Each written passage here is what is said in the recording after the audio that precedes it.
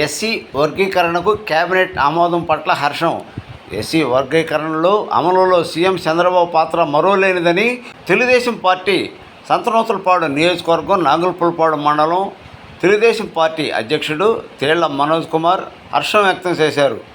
SC వర్గీకరణ cabinet గురువారం ఆమోదం తెలిపిన నేపథ్యంలో ఒంగోలు మంగమూరు రోడ్లోని మర్రిచెట్టు వద్ద ఎమ్మెల్యే బిఎన్ విజయ్ కుమార్ కార్యాలయంలో తేళ్ల మనోజ్ కుమార్ విలేకరుల సమావేశం నిర్వహించారు. ఈ సమావేశంలో ఎస్సీసీఎల్ ప్రధాన కార్యదర్శి లెక్కినబోయిన వినోద్ కుమార్, పార్లమెంట్ ఎస్సీసీఎల్ ప్రధాన కార్యదర్శి తేళ్ల సుధాకర్, నియోజకవర్గ ఎస్సీసీఎల్ నాయకులు స్వర్ణ కిషోర్ బాబు, కవిల వినోద్, కొమ్ము రాంబాబు, కవిల గిద్యోను, పసుమర్తి విజయ్ కుమార్, ముంగర ఆనందనాయుడు తదితరులు పాల్గొన్నారు.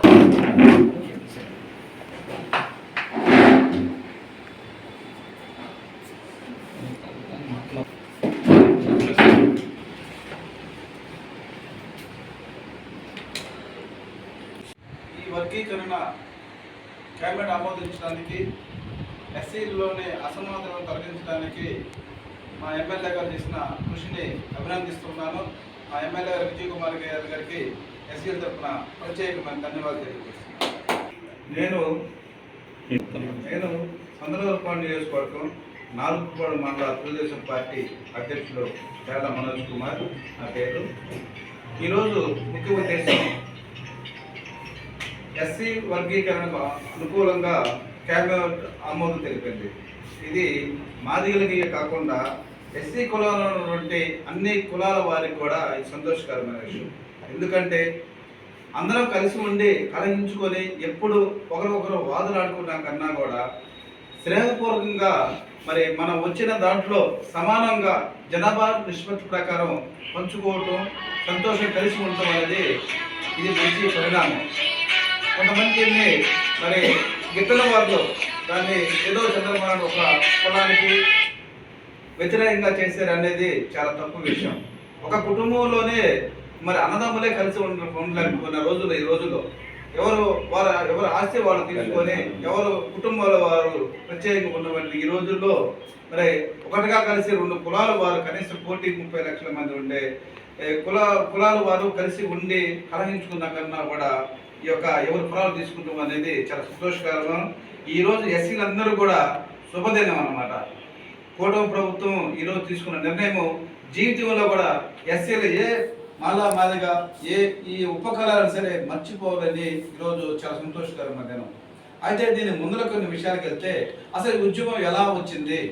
1994లో ప్రకాశం జిల్లా ఈదుమూడు గ్రామం అంటే నాగులపులపాడు మండలం, మా మండలంలోని ఈదుమూడు గ్రామంలో ఈ యొక్క ఉద్యమం ఎంఆర్పిఎస్గా ఆవిర్భవించి రాష్ట్రమంతా కూడా కొంతమంది యువకులు బయలుదేరి ప్రతి కులాల దగ్గర వాళ్ళ దగ్గర పేరు కులాల అందరి దగ్గరికి పోయి మాకు జరుగుతున్న అన్యాయం ఇది, మేము ఒక వేరే కులం వారి మీద మేము అన్యాయంగా మాట్లాడలేదు, కాకపోతే మాలో చదువుకున్న వారు ఆర్థికంగా వెనకబడి ఉన్నాం కాబట్టి కొంచెం నష్టపోతున్నాం మేము, మరి ఏ విధంగా సరే మాకు రిజర్వేషన్ కల్పించి మమ్మల్ని ఆదుకోవాలని ప్రతి ఒక్క రాజకీయ పార్టీని ప్రతి ఒక్క కుల పెద్దలను కూడా కలిసి మరి చాలా వినయంగా దాని అన్యాయాన్ని ఎక్కడ కూడా మరి గొడవపరంగా కాకుండా శ్రేమపరంగా తెలియపరచడం జరిగింది. అన్ని కులాల వారు కానీ అన్ని రాజకీయ పార్టీలు కానీ ఏ రాజకీయ పార్టీ కూడా ఇది తప్పు, ఇది చేయకూడదని ఈ రాష్ట్రంలో ఉమ్మడి రాష్ట్రంలో కానీ ఇప్పుడు ఆంధ్రప్రదేశ్లో కానీ ఎక్కడ ఒక పార్టీ కానీ ఒక కులం వాళ్ళు కానీ ఎవరు కూడా దీన్ని వ్యతిరేకించలేదు. ఇది న్యాయమైంది, ఇది చేయదగింది అని చెప్పి మరి అందరూ కూడా దీన్ని ఏకవచనంతో మరి దీన్ని తీర్మానం అంటే దీనికి అభివాదం తెలియపరచడం జరిగింది. అయితే 1996లో తెలుగుదేశం గవర్నమెంట్ చంద్రబాబు నాయుడు గారు ఆ రోజు అసలు ఏంటి ఇది, దీని మీద ఎవరెవరికి ఎంత నష్టం జరుగుతుందని షెడ్యూల్డ్ కులాల మధ్య నెలకొని ఉన్న అంతర్యాన్ని అసలు ఎంత అంతర్యం ఉంది వాళ్ళకి మధ్యనే ఒక కమిషన్ వేయడం జరిగింది. అదే 1990 సెప్టెంబర్ 10న రామచంద్ర కమిషన్ అనే ఒక కమిషన్ వేసి అసలు ఈ మధ్య ఎంత డిఫరెన్స్ ఉంది, వీళ్ళు చెప్పేది నిజమేనా అనే ఒక కమిషన్ వేయడం జరిగింది.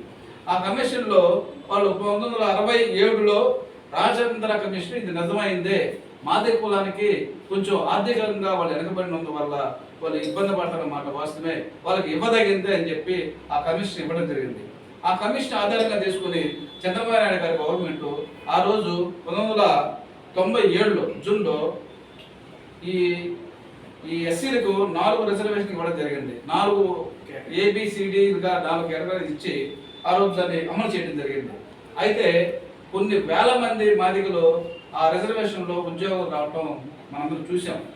జాతి నివ్వెరపోయింది. ఇంతమందికి ఒక ఒక ఒక ఏడాదిలో ఇంతమందికి మాదిగలకి వెనకబడిన వాళ్ళకి ఉద్యోగాలు రావడం నివ్వెరపోయారు ఆంధ్రప్రదేశ్ ప్రజలు. ఇలా మాదిగలు కూడా చాలా సంతోషపడ్డారు కూడా. 22,000 ఉద్యోగాలు వచ్చినాయి.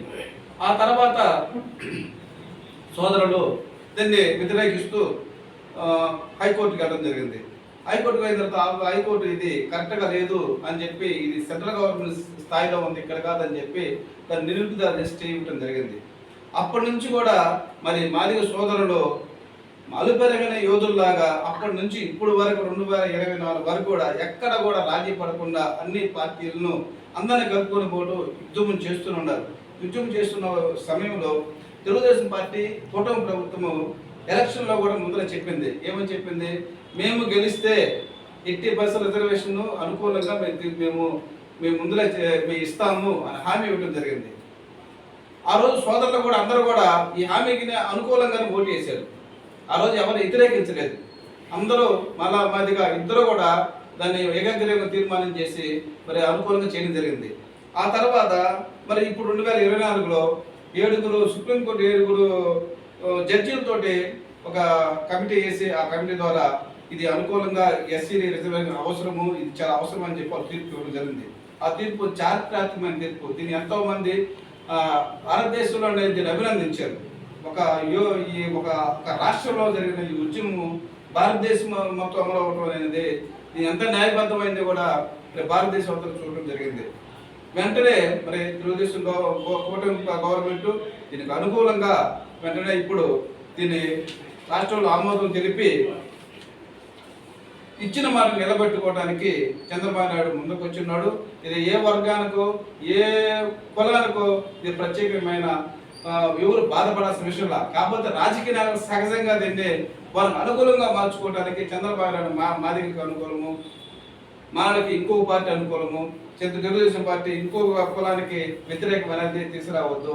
ఇది అందరూ కూడా 2 కులాల వారికి చాలా మంచి పరిణామం. ఇది ఇంకా అవసరమైతే ఇచ్చిన 15% రిజర్వేషన్ ఇంకో 1% 2% పెంచుకోవడానికి మనం కలిసి పనిచేద్దాం. కానీ దీని దగ్గర అంతర్యాలు సృష్టించి ఒకరి మీద విభాగాలు సృష్టించి మళ్ళీ ఉన్న ఐకమత్యాన్ని చెడగొట్టవద్దని ఇద్దరు కూడా మంచి విషయం. కాబట్టి అందరూ కూడా మరి ప్రతి పల్లెల్లో ఉన్న ఎస్సీ కాలనీలో దీన్ని ఆశించి తెలుగుదేశం పార్టీ తీసుకున్న ఉమ్మడి పార్టీ తీసుకున్నటువంటి ఈ యొక్క నిర్ణయాన్ని హర్షించి వాళ్ళకి ఇంకా ఆంధ్రప్రదేశ్ డెవలప్మెంట్కి మనం కూడా చేతులు వాళ్ళు నిలబడాలని తెలుగుదేశం పార్టీ మండల పార్టీ అధ్యక్షుడిగా మీ అందరికీ ధైర్యం తెలియపరుచుకుంటూ ఫోటో ప్రభుత్వానికి నా జిందాబాద్ తెలుపుతుంది.